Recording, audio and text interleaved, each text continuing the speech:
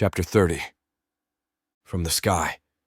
After days spent running from building to blown-out craters, and then to anything else that provided some protection from the constant artillery barrage that rained down, Raynor had begun to tire. Everywhere he had searched was total chaos, destruction and death while the fighting continued. Since setting foot from the chopper, Raynor had been in search of the Central Command, something that had not seemed to survive the Allied troops constantly retreating from the north, to be free of not only the Chinese and North Korean troops, but also the radiation from Seoul. From the men and women he had spoken to, the Chinese and North Korean soldiers crossed the radiated lands by the thousands with no concern for their own safety. Raynor knew exactly what that was about, as did most. Troops sent through the areas were counted as a loss before entering. The governments of China and North Korea had no need for them to survive, just to live long enough to push the Americans and South Koreans into the Pacific Ocean. That was something that they were close to accomplishing if things did not change. Raynor ran from one group of soldiers to the next, still in search of some type of command structure that was at least attempting to organize the mayhem. Diving down into yet another crater to avoid shrapnel flying from a nearby artillery strike, Raynor rolled over onto his back to catch his breath. With the way the crater had formed, it left a V shape on the backside facing Busan. Never one who had been into art, he wanted badly to take a picture of how the V shape framed the destruction of the once beautiful city skyscrapers. The thought left as fast as it had occurred to him, with another artillery round exploding nearby, throwing buckets of dirt and rock into the hole. Shaking it from his face while spitting out what had gone into his mouth, he prepared to move. Picking up over the side, he could see soldiers dug in all along the ridgeline, with many firing at the enemy down below as they attempted to cross the valley. Holding tight to his rifle, Raynor pushed up from the ground, exiting the hole at a crouched run. Except for the artillery coming down from above, he was fairly certain the bullets fired from the valley below could not reach him, but there was always the unexpected sniper. While making the crossing from his hole to the trench, Raynor began to really miss the days of manipulating arms dealers and dictators. Even if they wanted to kill him at the time, at least he knew only a dozen or so people would be sent rather than an entire army. Just before jumping down alongside the soldiers, Raynor caught a glimpse of the valley, and now could understand just what the Bible spoke of in Psalms 23:4. "Though I walk through the valley of the shadow of death," he said lightly before forcing himself to look away. The image from within the valley would forever be burned into his memory. Never had he seen so many people running down the side of a hill. Such a large number, it no longer looked like people, but rather that the mountain was turning to liquid. The rocky terrain on which they traveled was dyed red from the blood of thousands whom the soldiers around him had dispatched. Curious as to why the ground below his feet seemed to shift slightly, Raynor looked down, seeing nothing but empty brass casings as more fell down on top of them. Slapping the soldier in front of him on the upper arm to get his attention, Raynor began speaking as soon as he began to turn. "Who is in charge here?" "What?" the man shouted. Noticing blood trickling from his ears, Raynor waved him back to the fight as he shook his head, thankful for having grabbed a set of amplified ear protection from the ship's armory before leaving. Working his way down the line and stopping once he came to a soldier with hearing protection, again he slapped the soldier's upper arm. "Soldier, who is in charge?" Raynor shouted.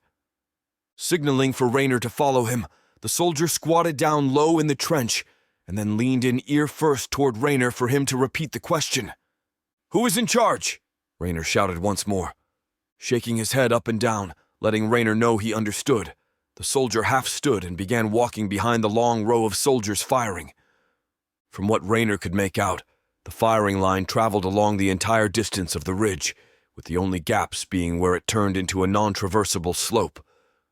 After what seemed to be a mile's walk, the soldier pointed down to the backside of the hill to a cave entrance that had apparently been a tourist destination prior to the death of millions. "Thanks," Raynor said, but the soldier still did not say a word, only turned to head back to the trenches. Finally, he thought, making his way down the steep slope to what he hoped would finally be some sort of command center. "Stop and state your business, sir," one of many guards behind stacks of sandbags placed around the entrance demanded.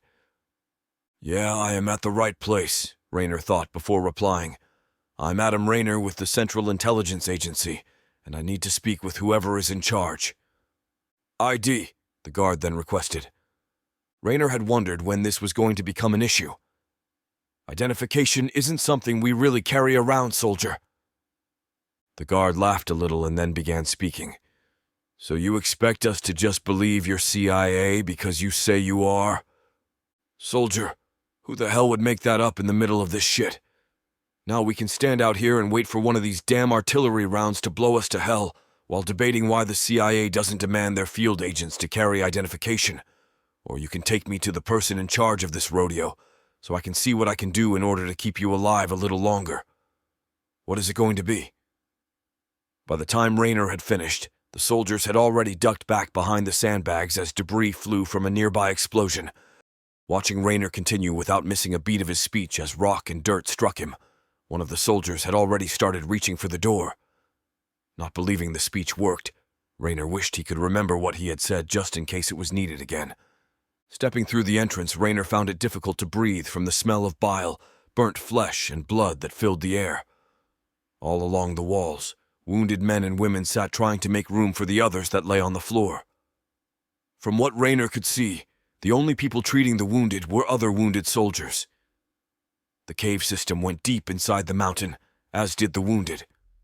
While venturing deeper into the cave, he wondered if at this point the wounded wouldn't be better off outside, rather than in the damp, moldy environment they now sat. "Mr. Rayner, I am presuming?" a full-bird colonel asked, walking quickly toward him between the rows of wounded with 3 others following closely behind. Stopping in his tracks, interested in knowing just how the colonel knew him, he pushed that aside and instead responded with, "Yes, Colonel. I wanted to speak with you about a supply bunker to the west of here that would be very useful." Rayner could see the stoutly built man studying him in the dim light before speaking. "Normally I cannot tolerate spooks, but any man who would risk flying in here with a crazy Aussie behind the controls is worth hearing out.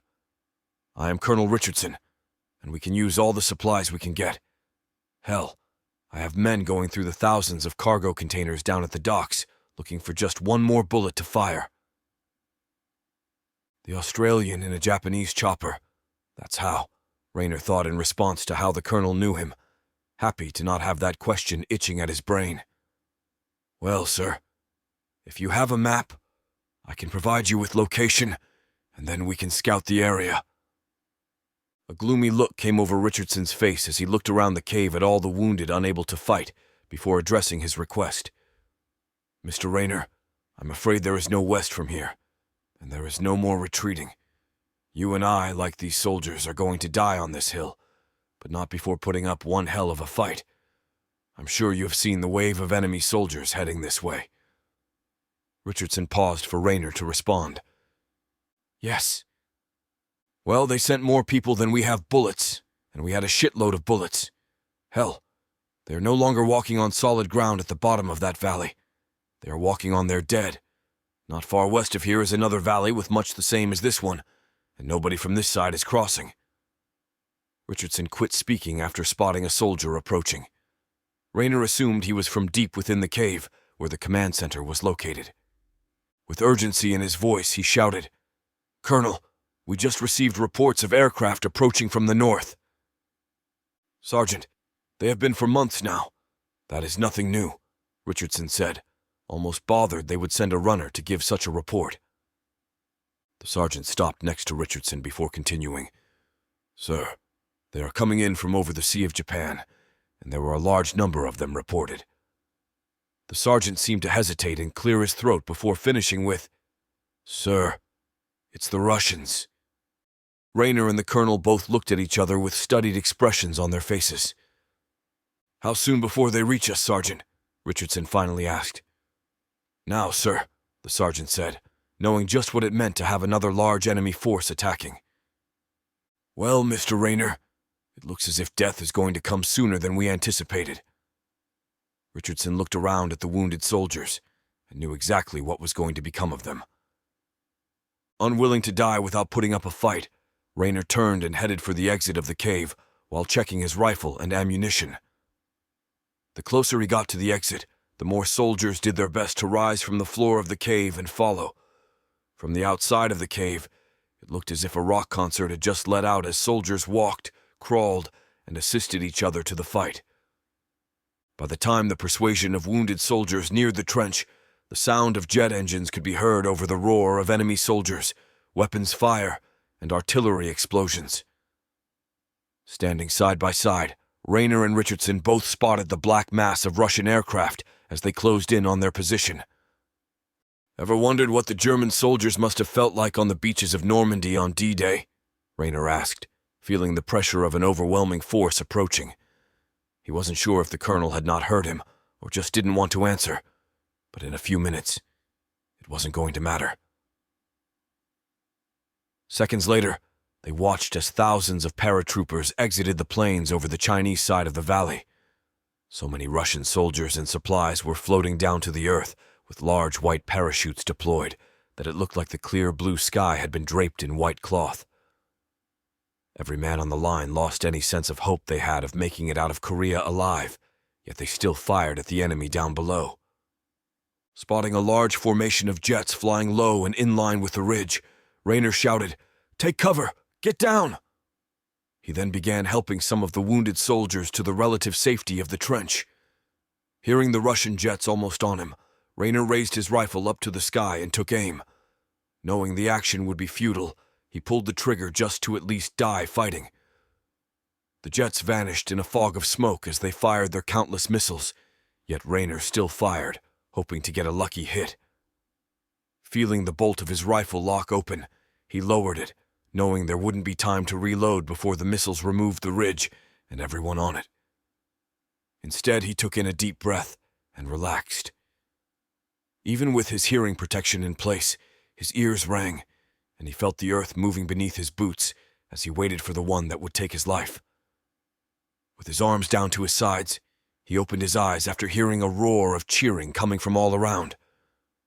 Turning back to the valley, Raynor couldn't understand what had happened as he witnessed the last of the missiles strike, turning the valley and enemy ridge into a massive grave. Beyond the enemy ridge, the Russian paratroopers began raining bullets down on the Chinese and North Korean troops while drifting down to earth. "What the hell just happened?" Colonel Richardson asked, not believing what he had just seen. Looking up at other large aircraft releasing cargo-netted supplies just above them, Raynor replied, "Sure glad I didn't get lucky and take one down. Colonel, it looks like we might just live a little longer." Richardson turned to Raynor. "That's if they knew what ridge they were supposed to be shooting at."